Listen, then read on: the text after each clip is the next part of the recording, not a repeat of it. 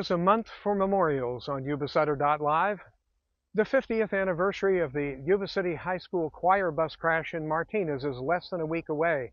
Yuba-Sutter.LIVE is helping our community remember the young people whose earthly voices were forever stilled, and those who live to sing again. Sing for the honor of his name, make his praise glorious. At 11 a.m. on Thursday, May 21st, we'll be here near the memorial site in Martinez to live stream the day of tribute and reverence the city of Martinez is hosting nearby. Recognizing the 24 survivors, first responders, Shell refinery personnel, regional medical facilities, and staff who saved lives. The city leaders and Northeast Contra Costa community members who helped remember the choir over this half-century. The Miramonte High School Choir will offer a tribute in song, remembering the bus full of Yuba City singers who never reached Miramonte High School in Orinda to make what were expected to be joyful noises by both choirs. At 11 a.m. Saturday, May 23rd, the Yuba City High School Alumni Choir will sing to honor the 1976 singers during the annual remembrance ceremony at the memorial near Yuba City Hall. You'll hear their names, see their pictures, and 50 years later, see survivors joining with other community members to remember their songmates. At 7 p.m., we'll replay the Martinez Memorial, followed by the Yuba City Memorial right around 8 o'clock. Monday, May 25th, as the country honors military personnel who gave their lives in service to the United States, Yuba-Sutter.LIVE will be live at Sutter Cemetery for the colorful yet somber 10 a.m. ceremony. We think about the heritage of dedication and sacrifice that it displays. Watch the replay at 7 p.m. Monday, Memorial Day. The Yuba City High Choir Bus Crash 50th Anniversary Memorials and Memorial Day at Sutter Cemetery. May is a month for memorials, and we're bringing them to you right here on Yuba-Sutter.LIVE.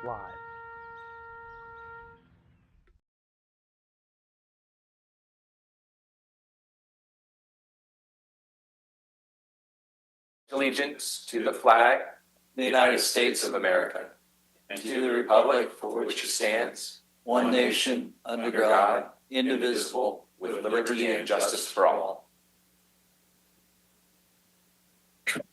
Mandy, will you read the policy on public? Public comment is an opportunity for members of the public to address the Board of Directors on any subject matter that is not on the meeting agenda and is within the board's subject matter jurisdiction. Public comment periods are limited to 3 minutes per person, and the total amount of time for public comment is 15 minutes. Persons participating by way of video conference or teleconference shall ensure their audio is muted at all times except when the board chair announces public comment periods. At those designated times, members of the public wishing to speak shall enable their audio and state their name for the record. When multiple members of the public wish to speak, the clerk will determine the order of speakers and announce their names accordingly. To ensure proper conduct, the board reserves the right to mute the audio and video of any member of the public violating generally accepted principles and decorum of official public meetings. We do not have any virtual. Is there any in-person public comment? None.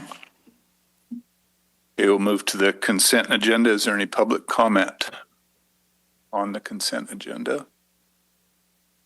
Not, I'll entertain a motion. I'll second. I think we need a roll call vote. Director Vasquez? Yes. Director House? Yes.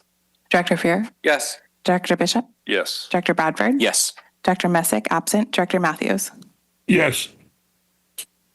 Motion passes. Thank you. Item 4, consider adoption of resolution number 2026-18 approving 1, a current grant in the amount of $500,000 to California Department of Fish and Wildlife associated with interim funding for ongoing spring run Chinook salmon pilot activities under the Yuba River Resilience Initiative, and 2, at the Yuba Water Agency discretion, future option year grants of up to $750,000. And 3, agency staff to prepare and file a California Environmental Quality Act notice of exemption for the grant as a responsible agency. Joanna. Good morning, board. Can you hear me okay? Yes. We can. Okay, great. Apologies for not being able to be there in person today. I'm Joanna Lassard. I'm the watershed manager for the Yuba Water Agency. I led efforts with CDFW through a Wildlife Conservation Board grant around 2 years ago for $2 million pre-pilot studies for reintroduction activities. CDFW led the fish handling components of that work. They introduced thousands of eggs and adult salmon to the North Yuba River, and then they collected the juveniles and moved them downstream. That grant ended in January of this year. Because the Yuba River Resilience Initiative funding obligations have not technically started, and the reintroduction program is really an integral part of that agreement, we're proposing this grant from Yuba Water Agency to CDFW to allow for that work to continue over the next year while we work together to look for additional external funding.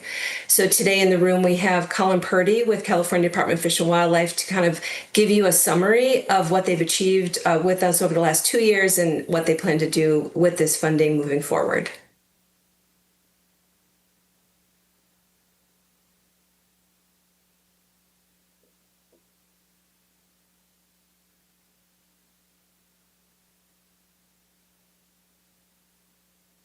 Good morning, board members. Can you hear me all right? Yep. Well, thank you for the opportunity to be here. As Joanna mentioned, my name is Colin Purdy. I'm an environmental program manager with the department's North Central region. And I guess I'll just kind of jump into what I'm hoping to talk about. I'll spend a little bit of time talking about kind of a reintroduction framework, because reintroduction along the Pacific coast, much less in California, is a complicated effort. And then hopefully just dive right into some of the early pilot studies that we've done, and then some lessons learned. But please feel free to interrupt if you have any questions or anything like that. So just briefly, this has really been a progression of knowledge and understanding. There's been a lot of minds before me that have kind of put thought into reintroduction into the of spring run Chinook salmon in particular into the Yuba River watershed. We had the Upper Yuba River studies from 2004 through 2007, transitioning into the Yuba Salmon Forum and the Yuba Salmon Partnership Initiative. There's really been a progression of knowledge. Some of these early efforts led to habitat assessments, life cycle models, pathogen assessments, brood stock, where are we going to get these fish from? And it's also, we've had to navigate a complex regulatory environment like we all know we have in California with CEQA and ESA, Endangered Species Act, California Endangered Species Act, Fish and Game Code, and more. There's been some great partners like Yuba Water along the way, and some really important milestones. But just for the sake of time, I won't get into too much on that. So kind of like real estate, when you're thinking about reintroduction of salmon in the state of California, location.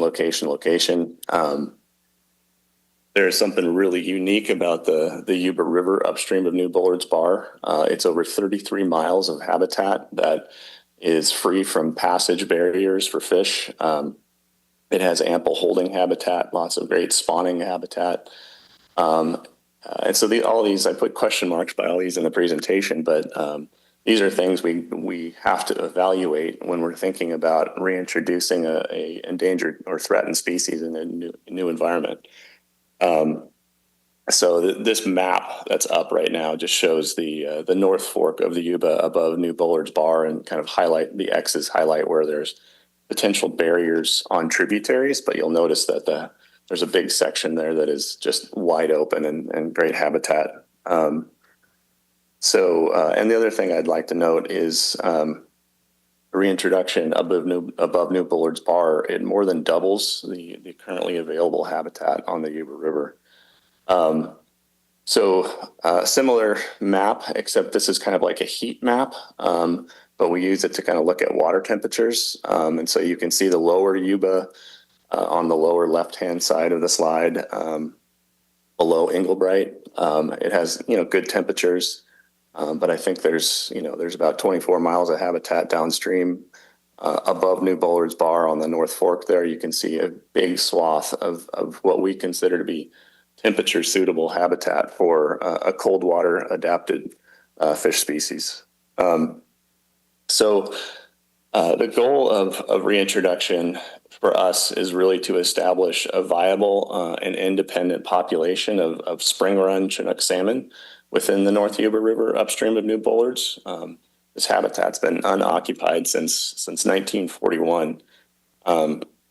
Some of the real important benefits from resource management is this really contributes to resiliency of a population and helps recovery of a population. If you think about having multiple populations across a landscape, like if you have a catastrophic event in one watershed, you won't lose the entire species. So it's really, really important stuff. The other part is establishing a new population really helps with that genetic diversity, which can sometimes be diminished with some of these small populations. Sorry, lots of words on this slide. And I think the point that I just wanted to kind of highlight with this slide is it's taken a lot to get here. We worked with National Marine Fisheries Service to get a non-essential experimental population designation on December of 2022. This is basically removes kind of some of the take issues associated with a threatened species and allows for us to experiment and reintroduce these species in a new area. The department issued a consistency determination with that in 2023. We got another type of a Section 10 permit to allow for research on salmon and reintroducing them.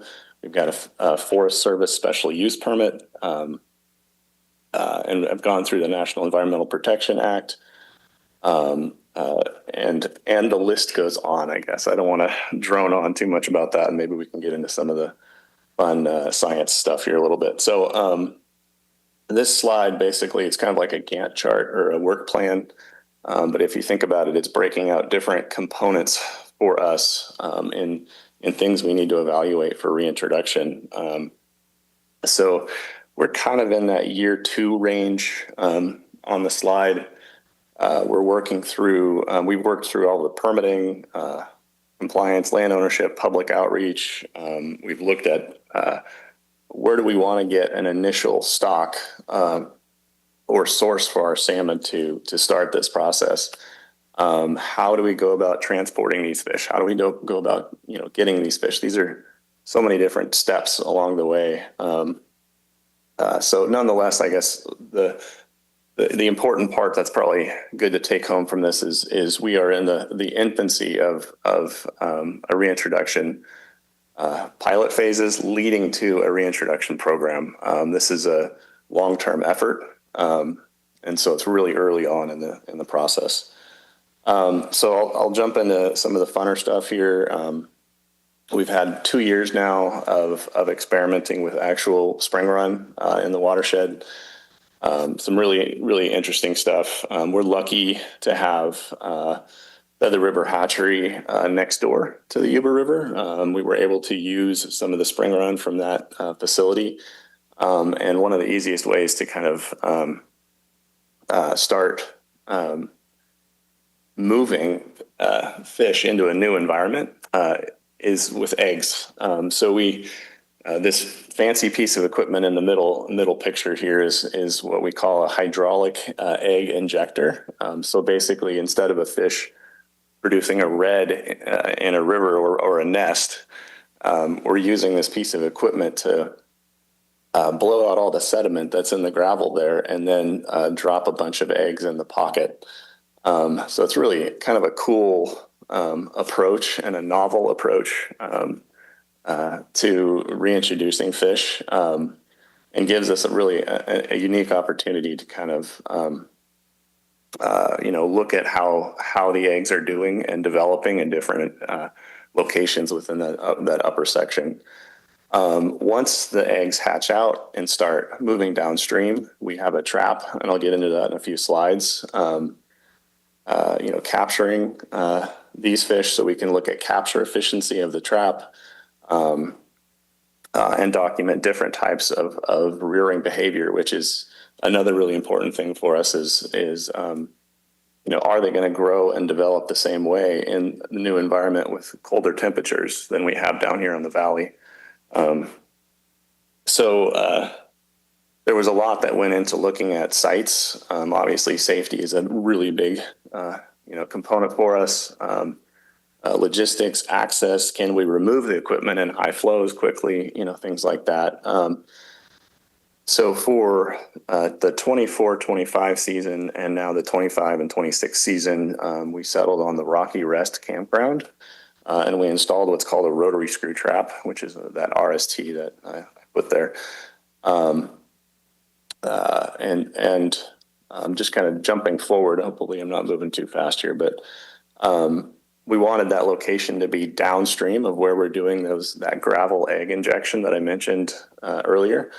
And so we basically have to I'm missing some of that. Let's see if I can. There. Okay. Now we can actually see the numbers, at least on my slide. So in 2024, we were able to get 300,000 eyed eggs from Feather River Hatchery Spring Run. And in 2025, we were able to get 250,000. And roughly, we had roughly 5 locations and about 60,000 eggs in each location. And this map kind of shows where these little egg pockets have been placed, and the screw trap is downstream. So, and then I say PBT family group, but what that basically means is it's called a parentage-based tag. So in the hatchery, we can take a male and a female, take a genetic sample off of those fish, and then we can track the juveniles based on those genetic samples through all the way to adulthood when they come back. So it's pretty cool way. So I say cool because I'm a scientist, but a pretty cool way of tracking these fish. But we can also, with that data, we can actually look at, which of these sites is performing best based on which of those groups is showing up the most when we catch those fish at the downstream trap.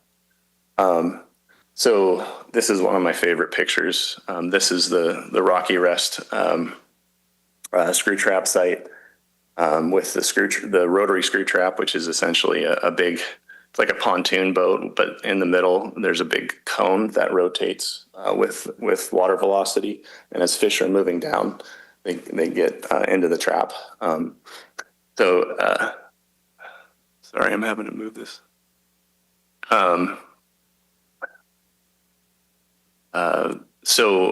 In 2025, we captured 628 of the young of the year fish that hatched out from those eggs, which is, I thought it was pretty darn awesome. And then this year we've captured over 900 juveniles to date, plus 3 of these, what we call yearlings, which is, again, it's not something we see very much in the valley, but it's when a fish decides to stay up in that watershed and rear for a whole year before it immigrates out to the ocean.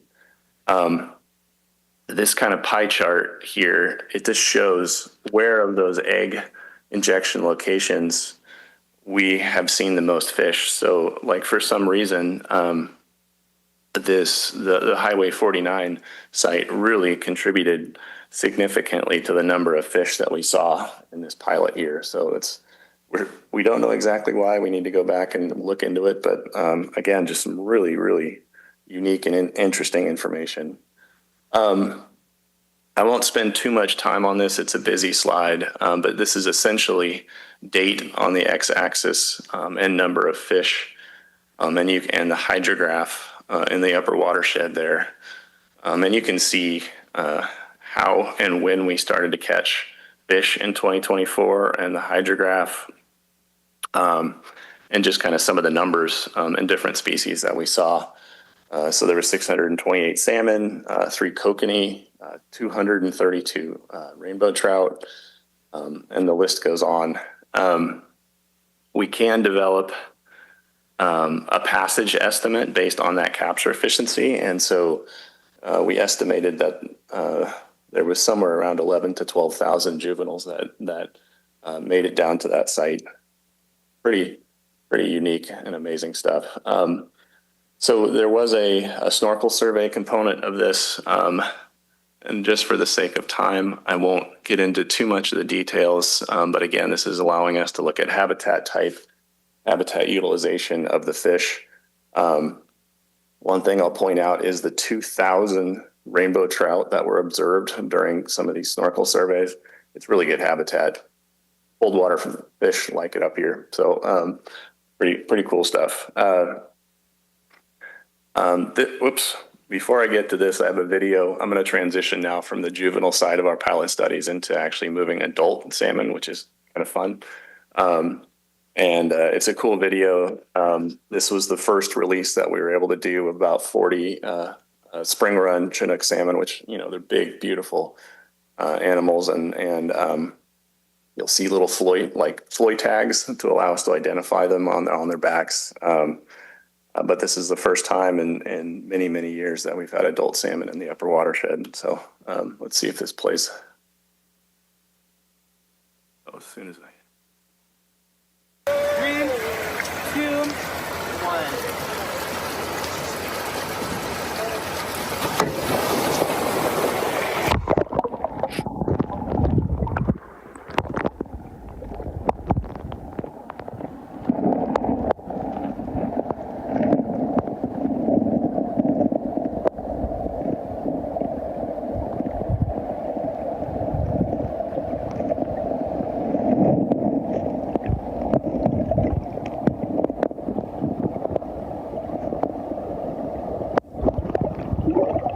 First time in over 70 years, adults swimming in the upper watershed. Colin, sorry to interrupt, but where did you get these fish? Where did you?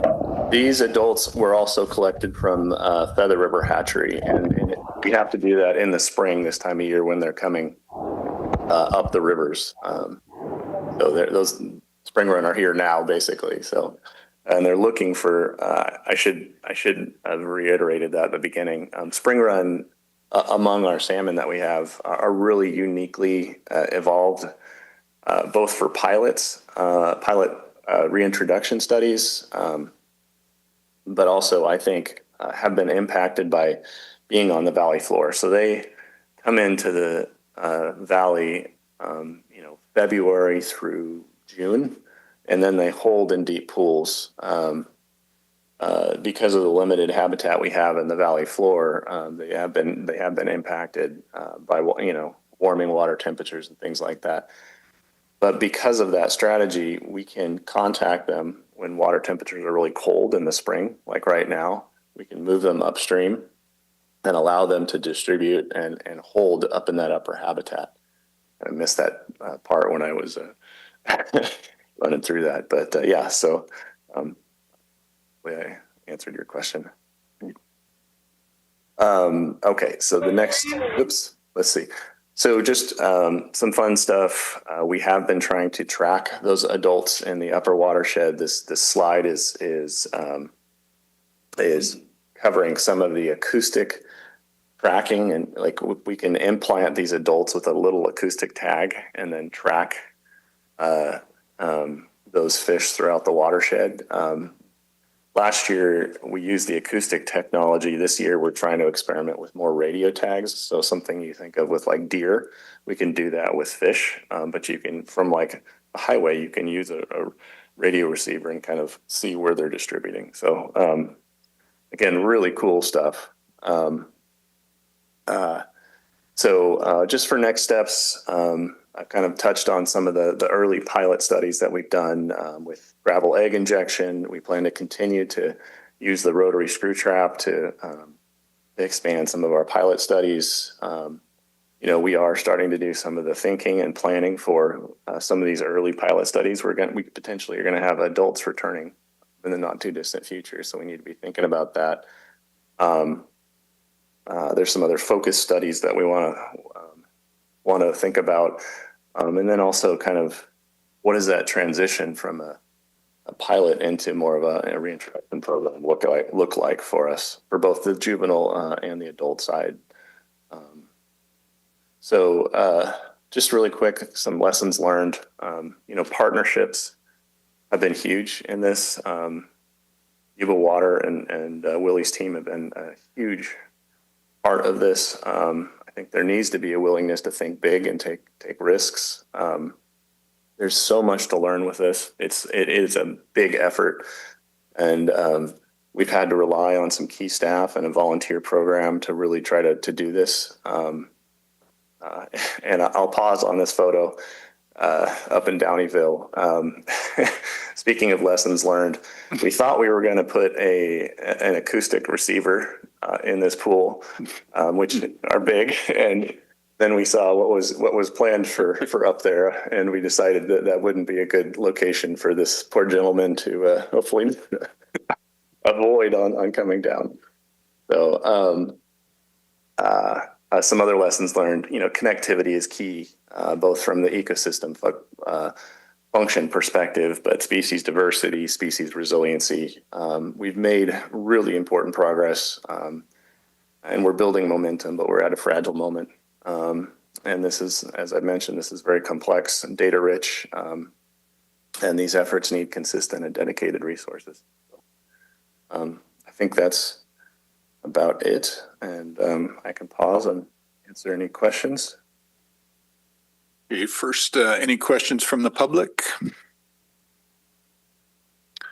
If not, the board comments or questions? Through the chair, you had a notation up there, mortality of the fish that you were planting in there. Did you find anything? We didn't see anything, and one of the other, and I'll pause on that because pre-spawn mortality, that's a term we use for when an adult comes into a habitat and then dies before it gets to spawn. We have, my team also works a lot on Butte Creek, and I don't know if you've heard about Butte Creek Spring Run and how we've had some big pre-spawn mortality events up there where we've lost a portion of the population, over summer to disease. We didn't see any of that this last summer, and literally today we're putting some adults, back up in that upper watershed. So we will be monitoring that this summer.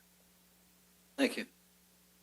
Great presentation. And through the chair, just have some questions just because I want to kind of understand the project a little bit more. So with planting the juveniles or planting the eggs and the juveniles, what's the expectation? They go downstream, end up in the ocean, and then come back? How does that happen with the restrictions in the Yuba River? Yeah. And I know we're kind of pre-programming them to come back, right? By releasing them in that cold water and hoping they remember to come back. Yeah. But has anything like that been tried before with those colder tributaries? And yeah, I'm trying to figure out a good way to answer that. So yes, so we are capturing these fish. We are moving them downstream and releasing them. So we've had 2 release locations, one at Daguerre in 2024-25, and one a little bit higher up in the system closer to Englebright Dam. Those juveniles are expected to be moving out to the ocean, growing up to adults, and then coming back.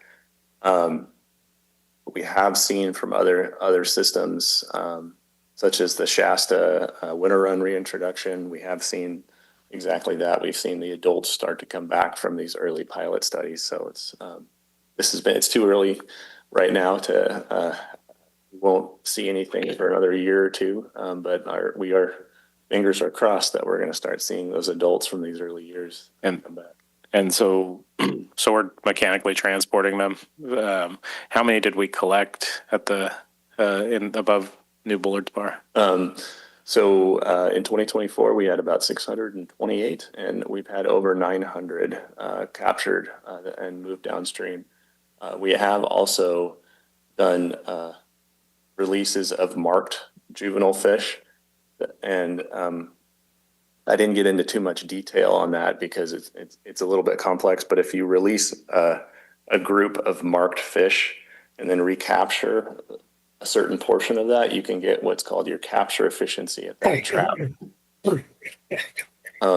So So that tells us basically of those 628, it tells us how many we may be missing out there. And that's where I had that estimate of somewhere around, we believe about 10, somewhere between 10 and 12,000 juveniles were able to survive coming up out of the gravel and move down.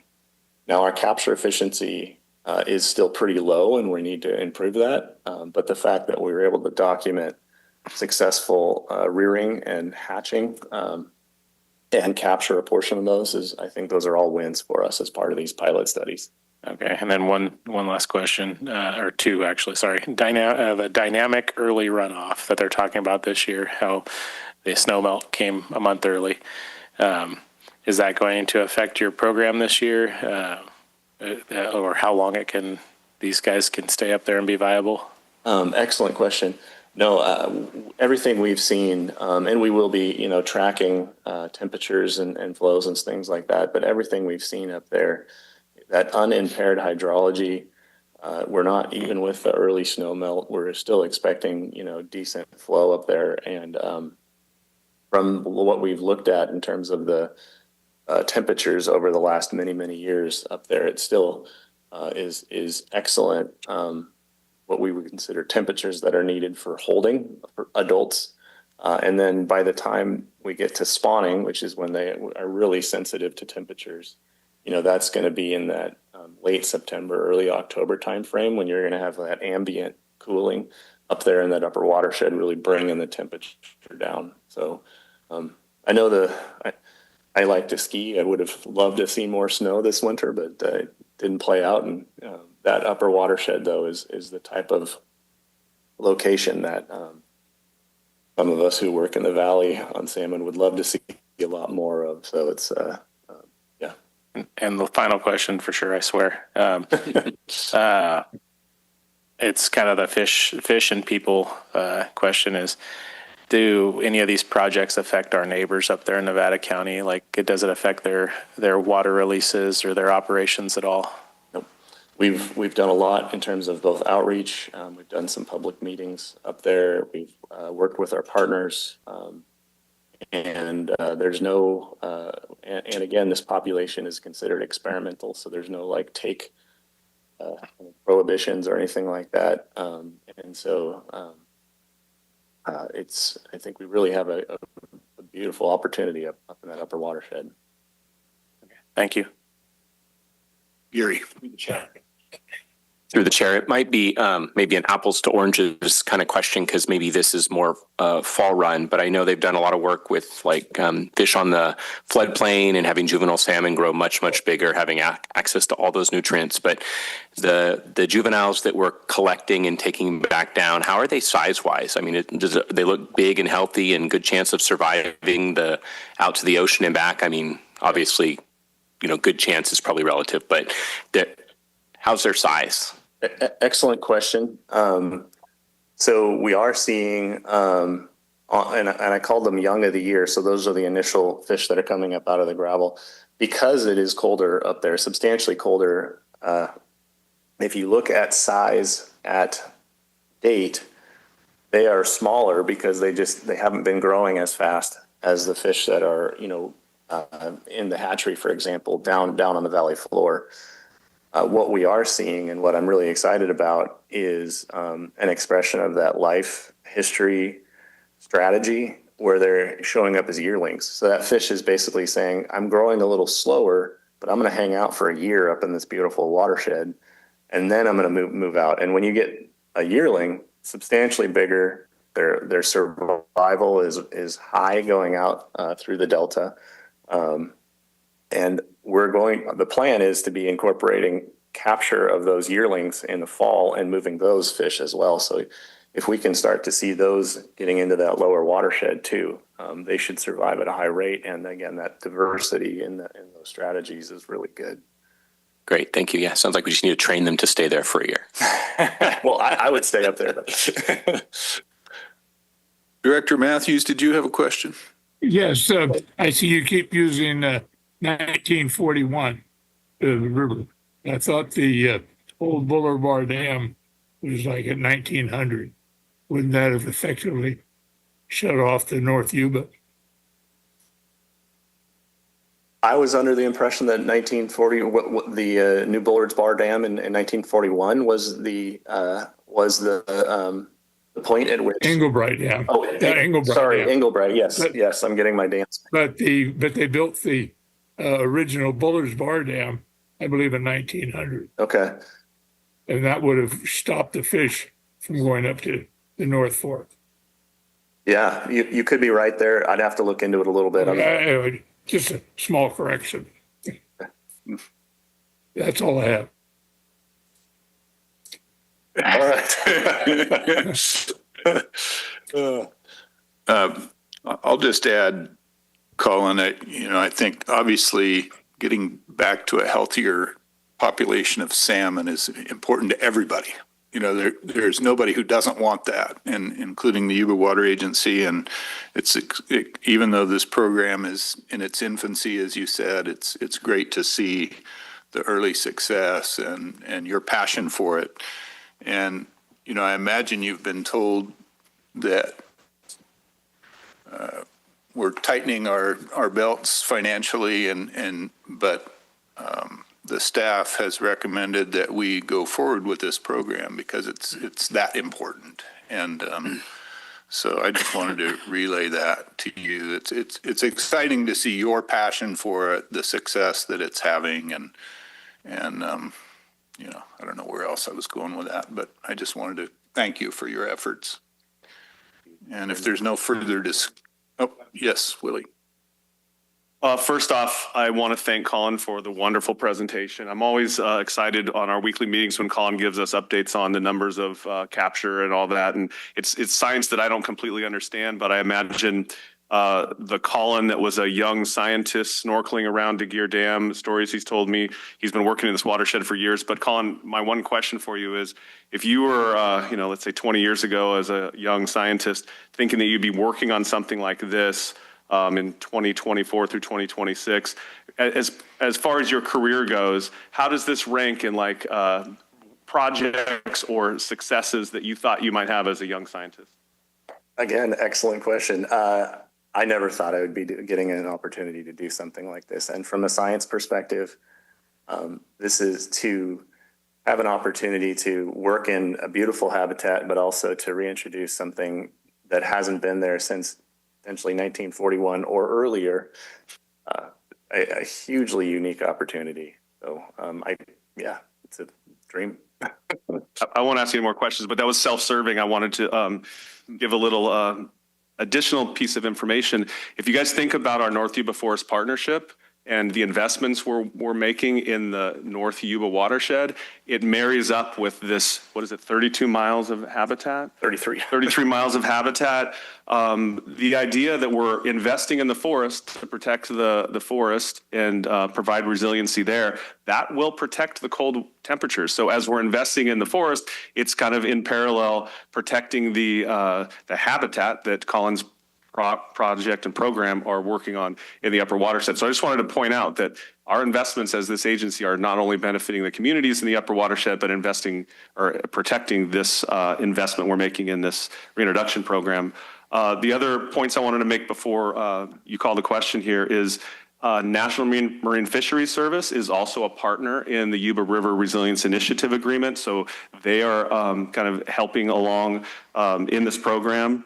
And I want to remind you that all of our regulatory approvals for our FERC license kind of depend on the condition of salmon in the Yuba watershed. And our water quality certification we received from the State Water Resources Control Board in December does not specifically require the Yuba River Resilience Initiative Agreement, but it refers to the Yuba River Resilience Initiative Agreement. And one reason, and thank you, Chair Bishop, for kind of referencing the staff's recommendation today. One reason we're recommending moving forward with continuing this science in the next few years is because we want to continue that continuity as a foundational premise to our future regulatory approvals. That's why it's so important to this agency. Lastly, I'll bring up the details of the funding. So today you would be approving $500,000 to move forward with next fiscal year's program, to continue Colin's program. There's an option in the agreement for an additional $750,000. And the way we structured that is Yuba Water Agency would have the option to fund 1.5 more years. So it's not a one-time $750,000 extension. It would be another $500,000 for a second year, and then $250,000 for a half of a third year. So that's how we structured the agreement, but that's at Yuba Water Agency's discretion. And we would come back to you next fiscal year if we do, depending on our financial situation at that point, we would come back to you if we do want to recommend that additional year or year and a half.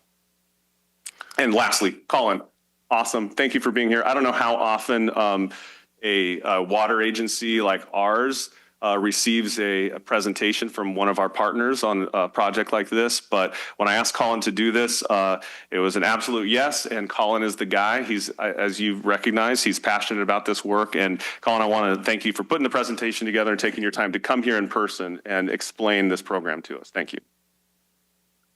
Thanks, William. I'll just add, I think in addition to the regulatory concerns, it's just the right thing to do to do everything we can to establish a healthy salmon population. So with that, I will entertain a motion. Move to approve. I'll second.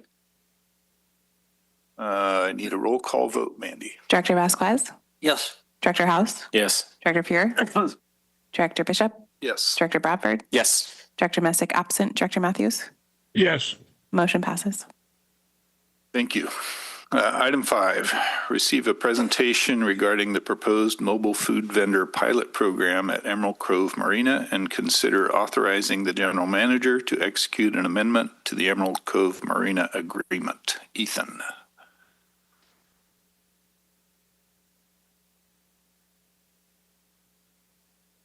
Good morning. My name is Ethan Kennigs. I'm the licensing manager for the Yuba Water Agency. I'm here today to introduce Daniel Robertson, who manages the Emerald Cove Marina. The Emerald Cove Marina has been a longstanding partner with the Yuba Water Agency, providing valuable recreational services through their marina facility and the services they provide.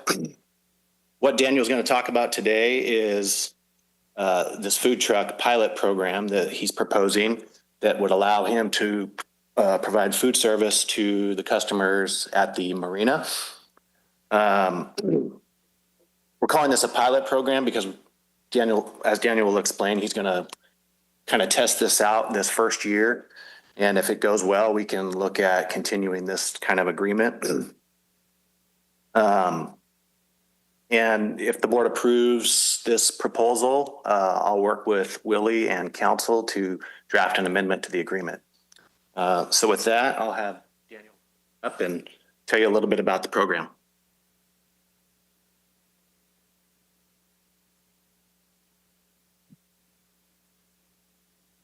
All right. Good morning, board, Willie, and agency staff. Thank you for meeting with me today. Before we go into what I'm here, I actually want to start with, I want to say thank you guys for so much for being such a great partners over the years. And the relationship between the marina and the agency has always been helping us out with recreation, with security, and just getting general everything going on Boar's Bar going well. And personally, it really means a lot to me with how well you guys have worked with us in the past. And personally, it means a lot to us in the marina too. So thank you. With that being said, why we're here today is to talk about a small but meaningful addition that we want to add to the 2026 season as a pilot program, which is a food truck barge. And the barge is basically we're going to build a barge. We're going to put a food truck on it that's going to be attached to the marina that will allow us to serve food to the customers. We're working with a food vendor. We've stationed a permitted food truck and we've built the barge. It's ready to go. We would like to operate it through the 2026 recreation season as a trial to get us to reevaluate at the end of the season to see how it all went, what the public opinion was, what the demand is, the kind of thing like that, and then kind of reevaluate with the agency to see how we want to move on from 2027 and on. The vendor that we're using is called Gold Country Cuisine. They're a small business, limited partnership run by Garth Melendez and Evan Gibbons. currently doing the mobile food catering in the North San Juan area. They're licensed and they have all the county health code requirements to make everything happen. They are excited to be part of what's happening at the reservoir right now. And for as long as I've been running the marina, there's always been, the visitors always been asking about food. We do at the store do concessions and general snacks and ideas like that. The reason why the food barge kind of fills the gap is that we want to be able to serve hot food to the people that want to be out there without having to cut into the concessions or the store location and not have the marina ourselves run it. And we would also be providing the point of sale system to the food vendor through us. So everything is very clean and auditable for everything to go forward. We know the water agency has really originally indicated that they wouldn't need to take a percentage for the food sales. We appreciate that, and we appreciate Ethan and Willie for working with me to get to this point. That being said, I want to say to be a fair partner, we want to, as we've been continuing through the years with how we've been doing things, I want to offer you guys that we would do a 2% in gross food sales paid to the Yuba Water Agency through the marina. And then this would be all tracked, like I said, through the point of sale system that we have, so it can be viewed and audited as necessary.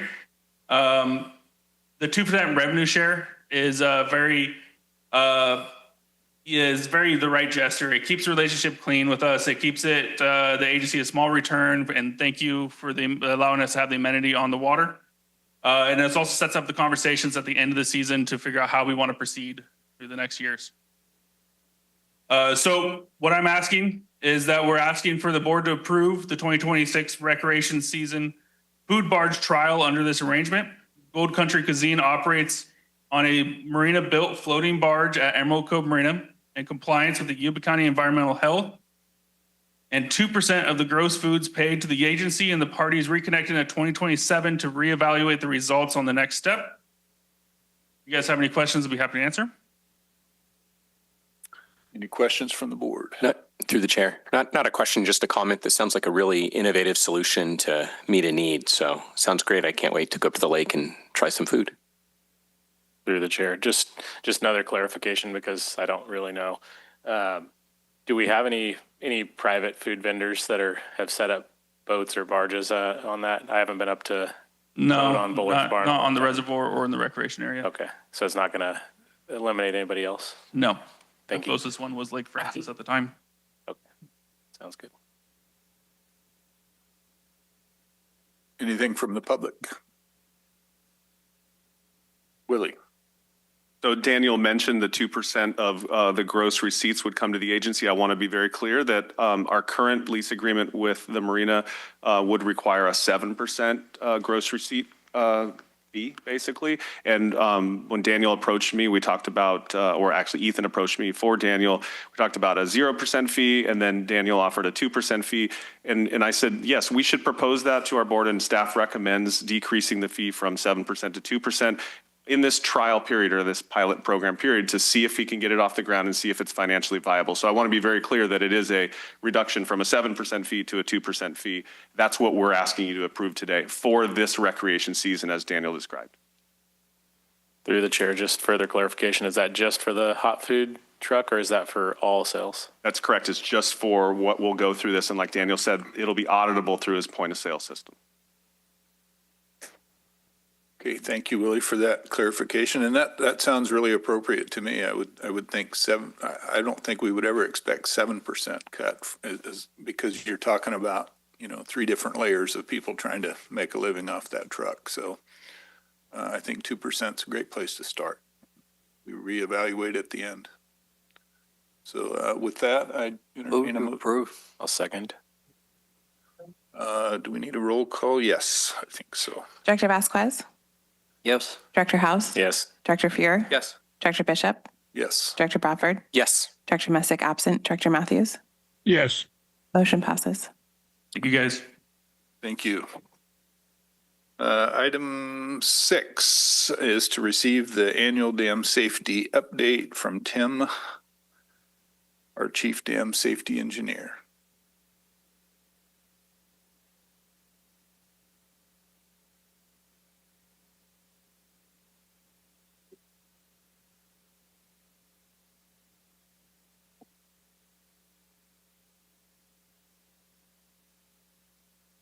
Good morning, directors. Thanks for having me here. I'd like to use this time to present the annual unofficial State of the Dams address. A little bit of a spoiler before I begin my presentation today. The dams are safe. I know there's been some questions and concerns given the recent Colgate Penstock incident. And I just want to put that out front that, the incident, while has a lot of effects on the powerhouse and other areas, it did not have a significant effect on Bullards or any of our other dams. They're operating normally, and even as confirmed by our recent independent consultant that conducted our Part 12 assessment last year. They also concluded that the dams are doing well and safe for operations. With that said, it's been a rather dull year in dam safety, and that is a good thing. Given that it does not mean we haven't accomplished anything. The agenda today is pretty short, more or less. So I wanted to review the accomplishments within the last year or so, and also several current and upcoming projects in the near future. So accomplishments within the last year. One of the major things that I talked to the board with over the last year, or last couple of years really, since this has been a long process, is the Part 12D assessment and reporting.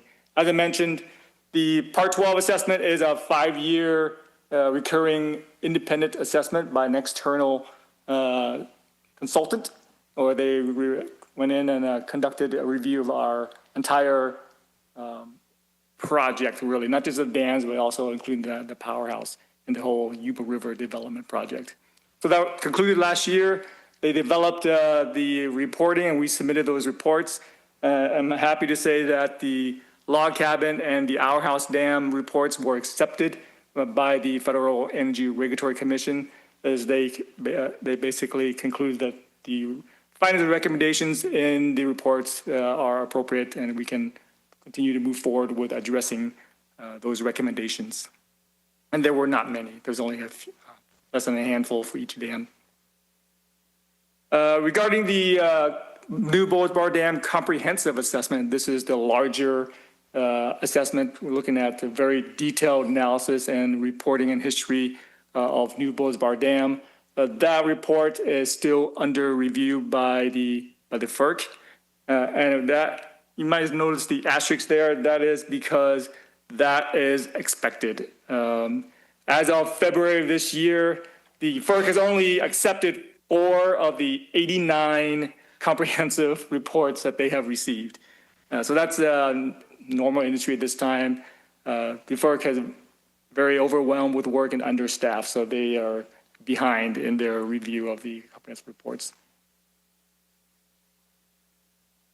Other accomplishments, within last year, we conducted, the fall of the 2025, we conducted some routine maintenance in the spillway, repairing various minor areas there. One thing that we did do differently in last year's repair was that we placed a little year stamp on each of our repaired locations to help identify, obviously the year they were repaired, so that we can better track the repair type and, the deficiencies moving forward compared to other repairs that were done historically. And then you can see here, we've been spilling a lot over this current year. And during times where we're not spilling and closed the gates, we've gone in and conducted, visual observations of the previous repairs. And you can see there, this is an image looking through with binoculars showing one of the recent repairs holding up really well. So the repair method we did last year so far is performing really well, and the spillway is looking really good. Was it April? So we're in May. So like a month and a half ago, we conducted a cyber audit we conducted a cyber audit by the FERC again. It came out, there was a 2-day assessment. One was an office visit looking at all of our documentation, and the other was the field visit looking at the sites. Overall, they commended us on very good practices that we are implementing through our cybersecurity program, ensuring that nobody's hacking into our systems. There were very few minor improvement recommendations, just making sure that we have the documentation to back up many of our practices. But overall, it went really well, and they commended our team. Especially, I want to shout out to David DeVore and his team for implementing all those various things and doing a really good job of keeping us secure. And then Lake Francis, this is the dam that always gets kind of forgotten about a little bit, but we did have a decent, significant project planned for upgrading the instrumentation at Lake Francis Dam. We had planned to install additional, measuring devices, monitoring devices on the embankment itself. However, given the current situation, we're delaying that installation into the future years until we have the resources to start up that project again. That is not to say we didn't do anything. We were able to begin some work on that project. And so in the fall of 2025, we rehabilitated the downstream, the old downstream weir and flume to enable us to capture and better monitor the entire seepage of the dam system. Previously, we were only able to monitor just a couple of drains at the base of the dam, but this location down here, further downstream, will enable us to monitor both that seepage and any spillway seepage and any other trickling things that we might not be able to catch. So this will be a little more comprehensive. It won't be able to monitor during like the higher flow events, like if we open up a low level outlet or the spillways running really high, we won't be able to monitor that. But the attempt here is for normal seepage monitoring. And so that was completed last year, and we are currently doing that monitoring now. Okay, upcoming projects. So another FERC required item is the emergency action plan update, another 5-year requirement. They love those 5-year requirements, the federal side. The requirement is for us to reprint and send out our emergency action plan to all of our stakeholders every 5 years, and that's due this year. One effort that we are doing differently this year is that we are taking a step further and updating our inundation maps as well. The diversion dams, they've had updated hydrology, so we're updating the inundation maps for the diversion dams, log cabin, and our house based on that updated model.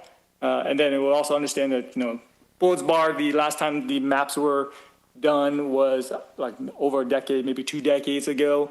We have a lot better technology nowadays to inform us of the inundation area. So we're redoing the new Bullets Bar inundation maps as well. In addition to the inundation modeling, we're also looking at the consequence, trying to understand, the potential life loss associated with this. I talked to the board last year about how important understanding consequences to evaluating the risks associated with the various, failure modes of the dam. So included in this review is understanding, get a better understanding of what the consequences would be for these various events. Spillway investigations. So this is an ongoing thing. So we've completed a lot of work on the spillway. You can see all the bullet points there, inspections. We tested the drains, ground penetrating radar, modeling, various monitoring. A lot of work has been done since that kind of requirement hit the whole entire industry after Oroville, right? So everybody was highlighted the importance of spillway after the Oroville failure. And ourselves, we are continually trying to get a better understanding of our spillway system. Because again, this was built back 50 years ago when it wasn't an important factor. So understanding the system and how it's designed is a little harder now trying to backtrack that information. One of the things that we're currently doing right now is conducting an uplift analysis. try to better understand the potential consequence of various parameters that go into a failure of a spillway system. So there's a lot of effects that we have to look at, how much water is going through there, the thickness of the slab, various potential defects. So we're looking at all those parameters and helping us understand what that would look like if they were ran. So this analysis will help us inform future repairs and potential need for that. So this is important work that we're doing right now to move towards that route. And then near future, new Boards Bar drain cleaning. The last time we conducted, I think the last time and the only time we conducted a major drain cleaning effort was in 2015. That's over a decade ago. Again, when we conducted that 2015 cleaning, the drains were very much overwhelmed with various calcite and deposits and whatnot. And having functional drains is extremely important to the stability of the dam. Since 2015, we've noticed some deposits growing in various locations. So right now we are reviewing the potential need for another drain cleaning effort. And so we're looking through the data and trying to determine, hey, is it worth conducting another drain cleaning program to reopen those drains that we're seeing some deposits, or is it good enough for us to delay it another few years? So that's the current effort right now. And then lastly, the Part 12 recommendations. So Part 12 never ends. So there were 18 recommendations for new Boards Bar Dam. We've completed almost half of them thus far, but there are several major studies that are currently ongoing. Well, one of the major items is a site-specific seismic analysis where we're looking at the parameters of a seismic event at Bullards as opposed to a general parameters that were used in the past, and other various modeling updates and hydraulic analysis that were recommended as part of that Part 12 recommendations. So that's ongoing. It's going to be maybe a couple years out before many of those are completed. And I think that's it for the dam safety update. Through the chair.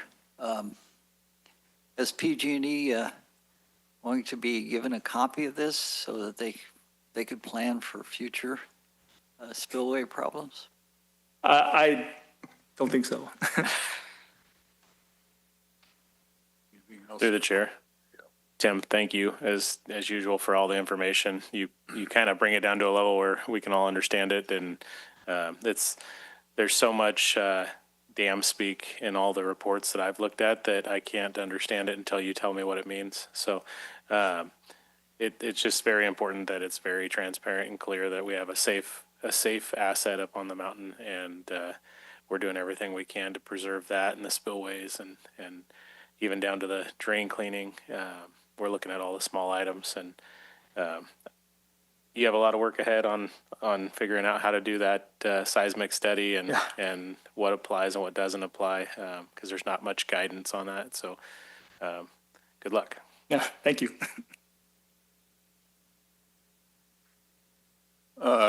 One question, Tim, the instrumentation project at Lake Francis Dam, you delayed. You don't have any safety concerns with delaying that? Oh, yeah, that's a great question. And I meant to address that in the presentation. That Lake Francis instrumentation project is not a regulatory requirement. There's no safety concerns associated with that project. That is a current internal improvement that we identified and have moved forward with trying to address that gap in monitoring Lake Francis. So it's solely an internal improvement, and we're trying to improve our monitoring at that dam. Okay, thank you, Tim. And I will join Rennick in that comment that I look forward to your reports every year, and Makes me sleep better at night knowing we have good people paying attention to the safety up there. There is no action on this item. Any public comment? Nope. So I think we're ready to move on to the manager's report. Thank you. Tim. Thank you. Thank you, Tim. Thanks, Tim. That was a great presentation. I'll keep my manager's report brief so we can move along. I know there's time constraints today. Bottom line is New Bullard's Bar appears to have peaked in storage last week, so that's good. It's a little bit early, but our water supply is good. We're slightly below average. You'll see that in a graph in the hard copy of the report. Primarily, we're focused on penstock recovery. That's what's been ongoing and will be ongoing for several months. We're also prepping for the recreation season and continuing to work through the Narrows to transmission protection issues with PG&E. Hopefully, we have a solution to that soon. With that, I'll just get into our communications update. Our press release on the contract award for design and engineering at the penstock repair is picked up broadly to include the Sacramento Bee, the Appeal Democrat, Yuba-Net, KCRA, Chico's Action News Now TV stations, Capital Public Radio, and Maven's Notebook. And in community relations on May 8th, Joanna Lassard spoke to a group visiting Bullards as part of CDFW conference on fish passage, where she spoke about our missions and our fisheries restoration work. I also would like to share that last week we learned that we won an Excellence in Public Information and Communications Award from the California Association of Public Information Officials for our 2025-2026 Flood Awareness Campaign. You may recall that all throughout last winter season, we had a pretty aggressive campaign promoting a better understanding of our region's flood risk, which included things like the community flood awareness event that we had in October and the screening of the documentary marking the anniversary of the 1986 flood and much more. This award recognizes creativity and excellence in communications and is considered one of the top honors in the state for government communications. I want to give a big shout out to the communications team, but also to Sammy Nall, Ryan McNally, John James, Valen Cox, and Vanjie Bushnell, who were key players in planning of some of the big events, and all of the staff who participated in the community events. That was truly a team effort and one right in the heart of our core mission. So it's a real honor to be recognized for that. Dee Dee, I want to thank you for that. A lot of these, all of these external programs are your projects. So thank you for initiating it. And we wouldn't have that team, obviously thank the team as well, but we wouldn't have that team working on these things if it wasn't for your creative mind putting those things forward. So thanks. That's an excellent honor. Lastly, our next board meeting is June 2nd. I want to note that it will not be held here. It will be held in F Street due to the elections that day. And that's all that I have unless there are questions. If not, board comments, Andy. Went to the flying fundraiser at the airport. Got a little tired of the wind. Went home a little early. Sunday at church, Bible Baptist, they had a first responder recognition there, and it was surprisingly well attended, both from Sheriff's Department and fire departments. Everything was a good presentation. That's it. Rennick. Yeah, through my duties as a supervisor and a board member for the Air Quality District, I spent a lot of time talking to farmers and found out that a lot of the farmers don't know what's going on at Yuba Water. They don't, they've all heard little side stories, and if they're not member unit members, then they don't really know what's going on. So yesterday, with the help of some notes prepared by the agency, I was able to speak with the Yuba-Sutter Farm Bureau and kind of bring them up to speed and hopefully, get ahead of the campaign out there. They're all worried about water. They're all worried about fertilizer. They're all worried about pulling peaches out and how much money they're going to lose and things like that. So it kind of puts them at ease to have a better understanding of our water situation on the Yuba River. So I'd like to continue providing those updates. They invite us monthly to come give updates on the county level, but every quarter or so, I'd like to go out there and just give them an update. They do have, they have a lot of questions and are have the popcorn ready for when the inspection report comes out. Everybody wants to know, what happened, and I guess there's a lot of theories out there. I didn't discuss any, but I heard a few from some of the farmers, and I mean, they've been moving water for a lot of years, so they're some pretty outspoken people with lots of theories. But overall, they were happy to get an update. They wanted to know that that they're important in Yuba County too, and even though a lot of them just pump water, they don't have water rights, things like that, but they do depend on things like competition in the market, and if it's a bad water year for somebody else, it's a bad water year for them. And if we're taking more groundwater, it affects how much groundwater they can take, and their water quality worries are ours as well. So it was just good to speak with them. I also went to the When Pigs Fly fundraiser to support the Aero Squadron, which is a huge help to everything we do in our watershed. So they touch a bunch of different parts of our watershed management. They help with code enforcement, which also helps us do our job as being good stewards of the river. So happy to support that. And then we have the Hallwood 4-H is having their spaghetti feed. And again, John and I bought a couple tables. We'll buy a couple more if we need, but we'd like to open that invitation up some more. So I probably need another 5 or 6 people to go. So I'll be reaching out via email to beg for some more people to come. So thank you. They should tell them about the website that Water Agency has. Very informative. Easy, push the button.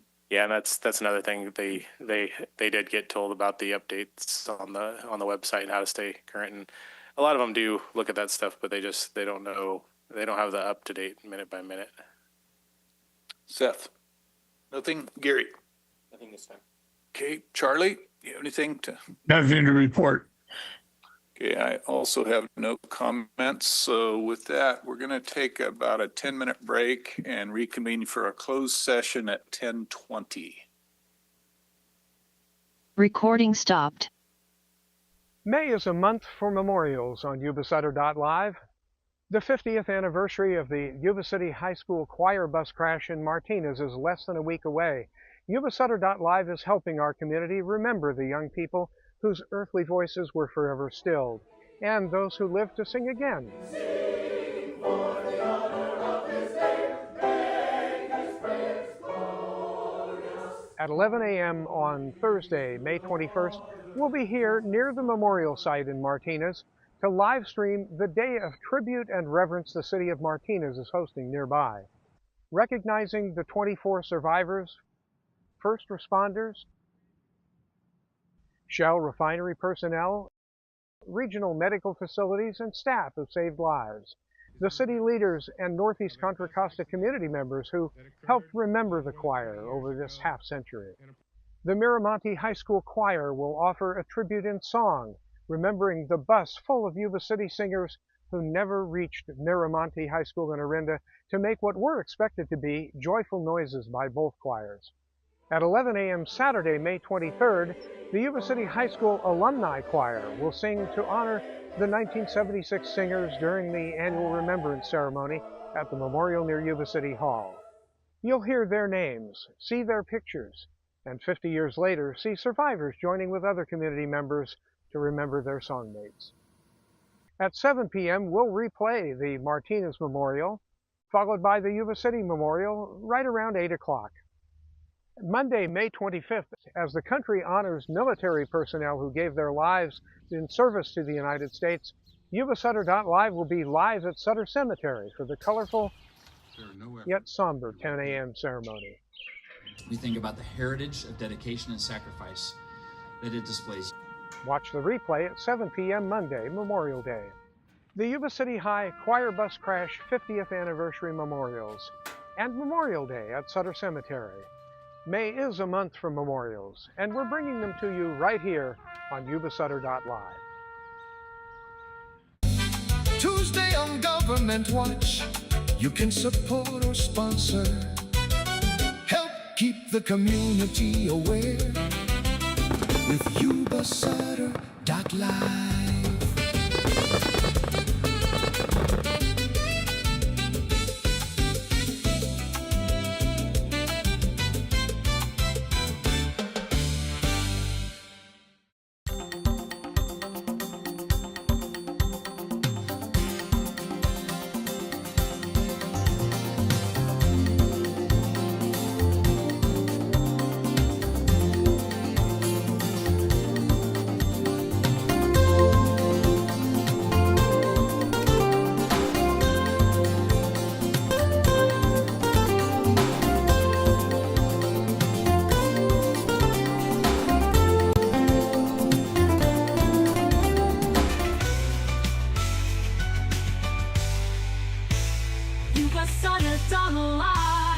It's the truth that comes through.